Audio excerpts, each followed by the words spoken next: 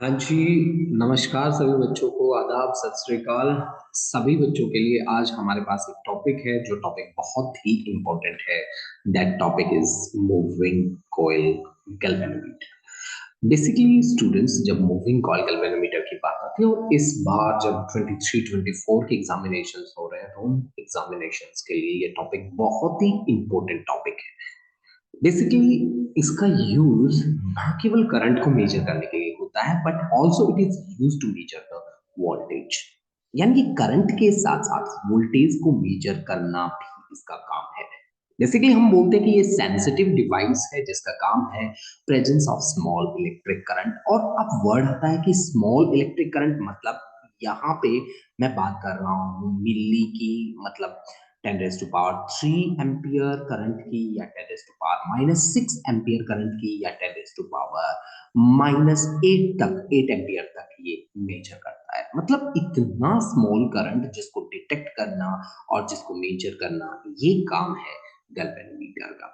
आपने इससे पहले भी देखा होगा, जब आपने करंट इलेक्ट्रिसिटी को पढ़ा तो वहां पे एक कॉन्सेप्ट आया था, व्हीटस्टोन ब्रिज। व्हीटस्टोन ब्रिज को जब आप स्टडी कर रहे थे तो वहां बैलेंसिंग करने का जो काम था वो इसी भाई साहब के पास था। ठीक है। अब आता है कि इसका प्रिंसिपल क्या है। इसका प्रिंसिपल है कि जब हम किसी करंट कैरिंग रेक्टेंगुलर कॉइल को जब मैग्नेटिक फील्ड में रखते हैं तो वो टॉर्क एक्सपीरियंस करती है। तो यहाँ पे आप फिगर में बिल्कुल ध्यान से देख सकते हैं कि PQRS1 is that rectangular coil. ये है वो रेक्टेंगुलर कॉइल। ये है वो रेक्टेंगुलर कॉइल। गाइस, ये है वो रेक्टेंगुलर कॉइल जिसको जो करंट कैरी कर रही है। ऑफ कोर्स आपको डायग्राम में दिख रहा है क्लियर, जो कहाँ रखी गई है, एक मैग्नेटिक फील्ड में। और मैग्नेटिक फील्ड भी यहाँ साधारण मैग्नेटिक फील्ड नहीं होता बच्चों, यहाँ पे होता है रेडियल मैग्नेटिक फील्ड। यानी कि यहाँ पे जो मैग्नेट्स हैं बेसिकली वो हॉर्सशू टाइप है। बेसिकली वो मैग्नेट्स कुछ इस तरह की मैग्नेट्स है, जो मैं अभी डायग्राम से आपको समझाने वाला हूँ। कुछ इस तरह की मैग्नेट्स हमने यूज करी है जो हॉर्सशू टाइप है। घोड़े के नाल के आकार के मैग्नेट है हॉर्सशू टाइप। ठीक है ना जी।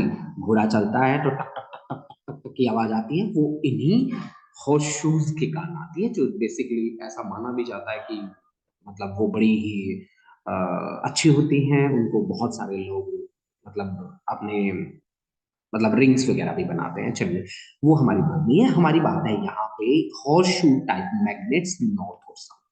इनका काम होता है बेसिकली रेडियल मैग्नेटिक फील्ड बनाना। रेडियल मैग्नेटिक फील्ड प्रोड्यूस करने का ये काम करती है। अब रेडियल मैग्नेटिक फील्ड का फायदा क्या होगा?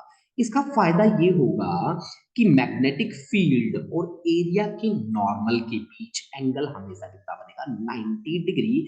क्योंकि अभी हमने कहा कि रेक्टेंगुलर कॉइल करंट कैरिंग है, उसको हमने मैग्नेटिक फील्ड में रखा है। मैग्नेटिक फील्ड में रखने के कारण वो घूम जाएगी तो टॉर्क आएगा, टॉर्क आएगा तो यहाँ पे इतना कुछ हो रहा है। और एनआईए आके ना बैठे तो फिर तो बात भाई, देखो एनआईए तो आएगा, है ना। एनआईए आएगा, एनआईए आएगा तो साथ में बी को लेके आएगा।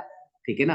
और साइन थीटा तो आएगा ही आएगा, क्योंकि टॉर्क है। टॉर्क एक वेक्टर क्वांटिटी है और वेक्टर प्रेजेंटेशन को साइन से हम दिखाते होते हैं। वैसे मैं ये बात बात बोल रहा हूँ कि यहाँ जो थीटा है वो एरिया का नॉर्मल और मैग्नेटिक फील्ड के बीच का एंगल है।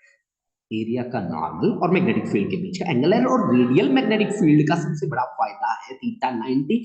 यानी कि आपको टॉर्क हमेशा मैक्सिमम मिलेगा और वो मैक्सिमम वैल्यू आपके पास रहने वाली है एन आई ए बी, जिसमें एन होता है नंबर ऑफ टर्न्स, आई जो करंट आपने फ्लो कराया है, जिस करंट को आप मेजर करना चाहते हैं। स्मॉल है, ठीक है जी, चलेगा। ए का मतलब है एरिया। और एरिया, एरिया मतलब एरिया आप कैसे निकालते हो? किसी भी एरिया एलिमेंट पे आप नॉर्मल ड्रॉ कर देते हो, that normal will measure the area. And this is the strength of magnetic field that you have applied. अब देखो बच्चों, हमने क्या बोला? हमने बोला कि हमने यहाँ टर्मिनल T1 और T2 से करंट पास किया। जैसे टर्मिनल T1 को हमने कनेक्ट कर दिया बैटरी के पॉजिटिव टर्मिनल से, बैटरी के पॉजिटिव टर्मिनल से हमने T1 को कनेक्ट कर दिया और बैटरी के नेगेटिव टर्मिनल को हमने कनेक्ट कर दिया। आप ध्यान से देखिए, हमने इसको कनेक्ट कर दिया T2 से। मतलब जिस करंट को हम मेजर करना चाहते हैं वो करंट यहाँ प्लस यहाँ माइनस हमने यहाँ फ्लो कराया। वो करंट आप देख सकते हैं, यहाँ से करंट दौड़ा दौड़ा गया, यहाँ से करंट फिर टिक टिक टिक टिक टिक टिक टिक ऐसे ऐसे ऐसे ऐसे करके दौड़ा और इस कॉइल में से करंट फ्लो किया। ये एक इंसुलेटिंग बॉक्स है जैसे आप देख सकते हैं, ये इंसुलेटिंग बॉक्स है हमारे पास। और देखिए, तो हमने बात करी अभी रेडियल मैग्नेटिक फील्ड की, अभी हम बात करने वाले हैं यहाँ पे ये जो एल, ये आप देख पा रहे होंगे, यहाँ पे एक सिलेंड्रिकल शेप का हमने बॉक्स रखा है। यहाँ पे आप देख पा रहे होंगे, ये है क्या, ये है सॉफ्ट आयरन कोर। ये जो सिलेंड्रिकल शेप का जो डब्बा है, ये जो डब्बा हमने बनाया है यहाँ पे, ये है soft iron core. Soft iron core, ये देखिए सॉफ्ट आयरन हम क्यों लेते हैं, जैसे जब जब हम आयरन लेते हैं, आयरन का रीजन क्या है? आयरन का रीजन है ferromagnetic nature. Ferromagnetic nature, ferromagnetic nature, यानी कि आयरन का जो है स्वभाव वो ऐसा है कि मैग्नेटिक फील्ड लाइन को ये दूर दूर से कैच कर जाता है। मतलब सारी की सारी जो फील्ड लाइंस हैं वो इसी से पास करेगी। जैसे हमने यहाँ यहाँ रख दिया इसको, इस डब्बे को, तो ये मैग्नेटिक फील्ड लाइन को अपने में से जानबूझ बूझ के पास करवाएगा। कहेगा भाई पास आपको मेरे से ही होना है, गुजरना आपको यहीं से पड़ेगा। वो होता ना फिल्मों में डायलॉग होता ना, आपको मेरी लाश के ऊपर से गुजरना होगा, ठीक है ना, इस तरह का डायलॉग मारता है ये, ठीक है ना। और ये कहता है कि आप जितनी भी फील्ड लाइंस हैं आपको यहीं से पास होना होगा। तो ठीक है, जैसा इसने बोला कि इसके ऊपर से गुजरना होगा, तो हम ऊपर से गुजर गए और आप क्लियरली देख पा रहे होंगे कि अब मैग्नेटिक फील्ड लाइन कैसी हो चुकी है, रेडियल हो चुकी है। आप यहाँ क्लियरली ये चीज देख सकते हैं, ठीक है जी। अब देखिए, हमने सॉफ्ट आयरन को फेरोमैग्नेटिक बोला, इसके चारों ओर एक इंसुलेटिंग बॉक्स है और वायर जो वाउंड किया गया है, लपेटा गया है जो वायर, वो है कॉपर। बहुत सारे बच्चे पूछते हैं सर आप कॉपर वायर ही क्यों यूज करते हो जब जब आपको अच्छी कंडक्टिविटी चाहिए।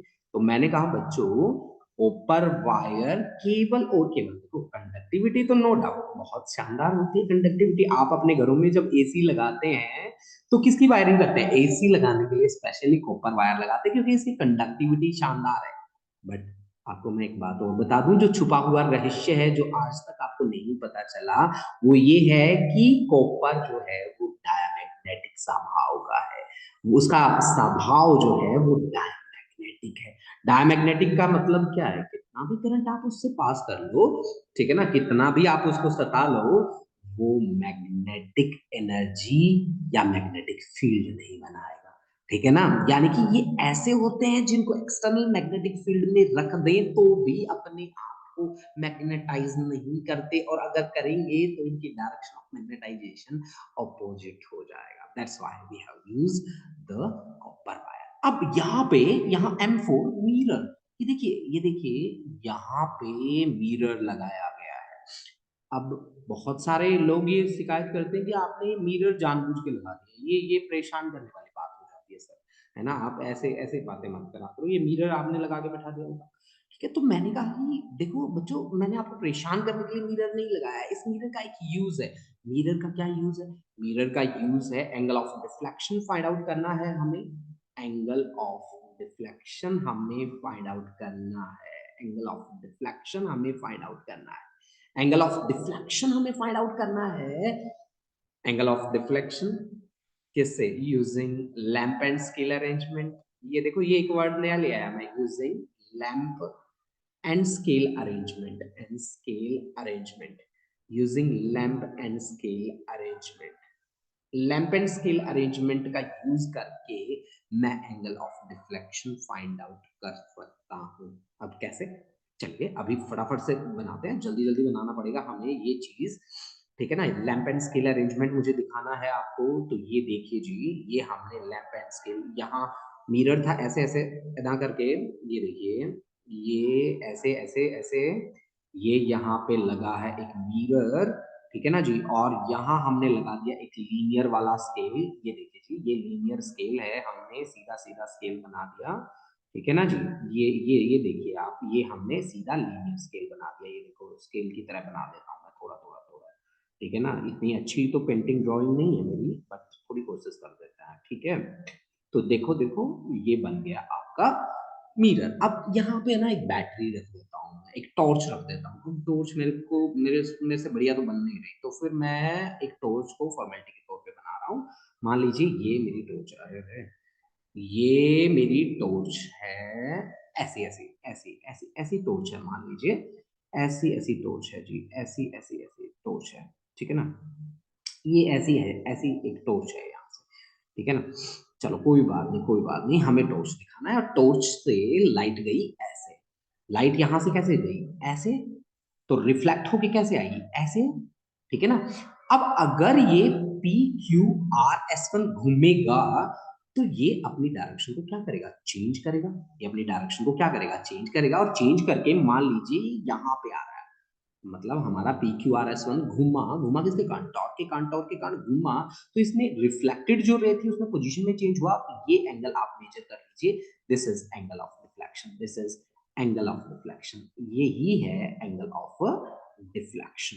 डिफ्लेक्शन, देखो बच्चों, यहाँ पे केवल इस बात से काम नहीं चलता, यहाँ स्प्रिंग भी दिख जाता है हमें। जैसे हमने स्प्रिंग दिखा तो हमसे पूछा गया कि आपने फिर स्प्रिंग क्यों यूज कर रखा है सर यहाँ पे, स्प्रिंग का क्या रीजन है सर, आप ये भी बता दीजिए। ठीक है, कि स्प्रिंग हमने क्यों यूज किया। देखो बच्चों, जहां जहां हम स्प्रिंग यूज करते हैं, जहां जहां, जैसे यहाँ पे एयर स्प्रिंग है, एयर स्प्रिंग हमने, स्प्रिंग है हमारे पास एस डैश और उसको लिख रखा है एस, ठीक है कोई बात नहीं। और ये जो स्प्रिंग है ये बिल्कुल पतला सा स्प्रिंग है, हेयर स्प्रिंग इसलिए बोला है इसको, पता है क्यों, क्योंकि करंट स्मॉल है ना, तो डिफ्लेक्शन भी तो स्मॉल होगी। तो स्प्रिंग का क्या काम होता है, स्प्रिंग वैसे रीस्टोर करेगा फोर्स को, यहां फोर्स की जगह क्या आएगा, torque of course, rotating rotation वाली फोर्स को स्टोर कर लेगा। तो रीस्टोर क्या करेगा यहाँ पे, टॉर्क को रीस्टोर करेगा। यानी कि रीस्टोरिंग टॉर्क, वैसे फोर्स जो होती है वो डायरेक्टली प्रोपोर्शनल टू क्या होती है, डिस्प्लेसमेंट होती है ना, रीस्टोरिंग वाली फोर्स। वैसे ही फोर्स की जगह वर्ड क्या यूज कर लिया, टॉर्क, डायरेक्टली प्रोपोर्शनल टू, ये लीनियर डिस्प्लेसमेंट है, इसकी जगह एंगुलर डिस्प्लेसमेंट, इसको हम क्या बोलते हैं, angle of twist. Angle of twist, angle of twist मतलब जिससे ट्विस्टिंग हुई, जिससे वो घूमा।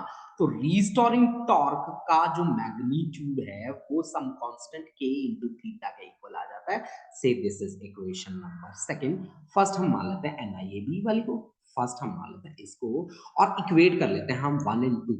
अच्छा, यहाँ पे कुछ चीज और, फॉस्फोरस ब्रॉन्ज स्ट्रिप है, इसको हम एक्सप्लेन करते हैं, लेकिन पहले 1 और 2 को इक्वेट करना बड़ा ही जरूरी हो चुका है इस टाइम पे, क्योंकि हम बीच में इधर उधर नहीं भाग सकते ना, हमें अलाउड नहीं होता ना ऐसे भागना जी। तो यानी कि इक्वेट करें 1 एंड 2 को, इक्वेट करें, क्योंकि रीस्टोरिंग टॉर्क जो होता है वो डिफ्लेक्टिंग टॉर्क के बराबर होता है। ठीक है ना, यहाँ पे विद इन इलास्टिक लिमिट काम करना है आपको, लिमिट तोड़ के काम नहीं करना। तो इक्वेट 1 एंड 2, 1 एंड 2 को आप इक्वेट करेंगे तो आपके पास जो रहेगा एन के थीटा, जो रहेगा वो रहेगा NIAB, जहां के कांस्टेंट है, एन कांस्टेंट है number of turns, area of course constant है उसका मैग्नीट्यूड मैग्नेटिक फील्ड का। तो यानी कि थीटा किसके प्रोपोर्शनल आ रहा है, आई के प्रोपोर्शनल आ रहा है। यही सबसे बड़ी बात है गैल्वेनोमीटर की, कि एंगल ऑफ ट्विस्ट उतना ही ज्यादा होगा जितना ज्यादा करंट आप पास करने वाले हो, जितना ज्यादा करंट आप पास करने वाले हो। ठीक है ना जी। अब देखिए, अब ये सारी की सारी बातें हो चुकी हैं, आप इसका स्क्रीनशॉट लेना चाहें तो आई थिंक बहुत ही बढ़िया रहेगा। ठीक है ना जी, है ना। तो यानी कि थीटा डायरेक्टली प्रोपोर्शनल टू पाई। अब यहां से अपनी बात को थोड़ा सा एक रूटीन देते हैं आप वहां, और हम आगे बढ़ते हैं। उससे पहले बीच में एक छोटी सी बात है, वो मुझे बतानी पड़ेगी कि फॉस्फोरस ब्रॉन्ज स्ट्रिप यहाँ यूज करिए। मैं ये सारी ड्राइंग क्लियर कर रहा हूँ, ये लो जी क्लियर। ठीक है, देखो, फॉस्फोरस ब्रॉन्ज ये है एक एलॉय, और एलोए ऐसा एलोए है जिसकी कंडक्टिविटी बहुत अच्छी है, जिसकी कंडक्टिविटी वेरी गुड, जिसकी टेंसाइल स्ट्रेंथ वेरी गुड, खिंचाव वाली tensile strength very good, tensile strength very good. तीसरी बात, तीसरी और बहुत इंपॉर्टेंट बात कि its resistance does not depends on temperature. Its resistance does not depends on temperature, does not depends on temperature, depends on temperature, its resistance does not depends on temperature। इसका resistance जो है वो temperature पे depend नहीं करता। क्यों? क्योंकि इसका जो कॉफिशिएंट ये है आपका अल्फा, टेम्परेचर कॉफिशिएंट जो है वो पॉजिटिव तो है लेकिन बहुत स्मॉल है, वेरी वेरी स्मॉल। तो यहाँ पे resistance at T degree Celsius becomes equal to resistance at 0 degree Celsius, यानी कि टेम्परेचर का बढ़ाना और घटाना इसके रेजिस्टेंस को अफेक्ट नहीं करता, इसकी रेजिस्टिविटी को अफेक्ट नहीं करता, इसकी रेजिस्टिविटी को अफेक्ट नहीं करता, तो इसकी कंडक्टिविटी को भी अफेक्ट नहीं करता। राइट। अब दूसरी एक बात देखिए, दूसरे हमारे पास हमने क्या बोला, अभी अभी हमने जो बातें करी उस बातों में से एक बहुत ही अच्छी बात हमने यहाँ पे करी कि यहाँ जो डिफ्लेक्टिंग टॉर्क होगा, जो डिफ्लेक्टिंग टॉर्क होगा वो होगा आपके पास एन आई ए बी के इक्वल, और जो रीस्टोरिंग टॉर्क होगा, रीस्टोरिंग टॉर्क होगा वो होगा आपके पास के थीटा के बराबर। स्टूडेंट्स, अगर मैं यहाँ पे करंट की सेंसिटिविटी निकालना चाहूँ, मतलब वर्ड क्या है? वर्ड है करंट का सेंसिटिविटी, करंट सेंसिटिविटी, और यही इंपॉर्टेंट है यहाँ पे, current sensitivity, current sensitivity. Current sensitivity अगर मैं यहाँ पे निकालना चाहूँ तो उसका मतलब होगा angle of twist per unit current, theta upon I. और थीटा अपॉन आई, इन दोनों को इक्वेट करके निकालें हम, तो आई थिंक एन आई, आई तो नहीं आएगा ना, N A B divide by K, N A ये एरिया है जी, एन ए बी, यानी कि दिस इज करंट सेंसिटिविटी, जो ये बताएगी कि कितना करंट पास होने के कारण कितना डिफ्लेक्शन हुआ। यानी कि current sensitivity I S is directly proportional to N, N का मतलब है number of turns, number of turns जो आपने यहाँ बाउंड कर रखा है, ये देखिए इसके ऊपर जो आपने बाउंड किया ये है नंबर ऑफ टर्न्स। अच्छा, दूसरा, दूसरा है area of the coil, area of coil, मतलब एरिया ऑफ कॉइल जितना ज्यादा होगा, अगर सेंसिटिविटी इतनी ज्यादा होगी नहीं, एक लिमिट तक ही रखना है आपने, ऐसा थोड़ी ना आप बहुत बहुत ज्यादा बढ़ा दोगे वो, तो मैग्नेटिक फील्ड की रेशियो में बढ़ाओगे, directly proportional to magnetic field, magnetic field, magnetic field, right ना, मैग्नेटिक फील्ड, और inversely proportional to the constant, restoring constant, है ना। अच्छा, अब इसी से एक टॉपिक और बना जिसका नाम रख दिया हमने वोल्टेज सेंसिटिविटी। अब करंट सेंसिटिविटी एक है हमारे पास वोल्टेज सेंसिटिविटी। वोल्टेज सेंसिटिविटी क्या होती है? That is V, V theta upon V, अरे theta upon V, this is voltage sensitivity. मतलब ये हमारे पास आ रहा था N A B divide by V is equal to I R होता है ना, तो के इंटू आर, बस। अब एक बात आप याद रखना कि वोल्टेज सेंसिटिविटी Vs, जिसको मैं डिनोट कर रहा हूं Vs से, Vs does not depends on, does not depends on number of turns on n। Why? Why? क्यों? क्योंकि अगर number of turns n increase होगा तो फिर लेंथ इंक्रीज होगी, अगर लेंथ इंक्रीज होगी तो resistance is directly proportional to length, तो रेजिस्टेंस भी क्या होगा?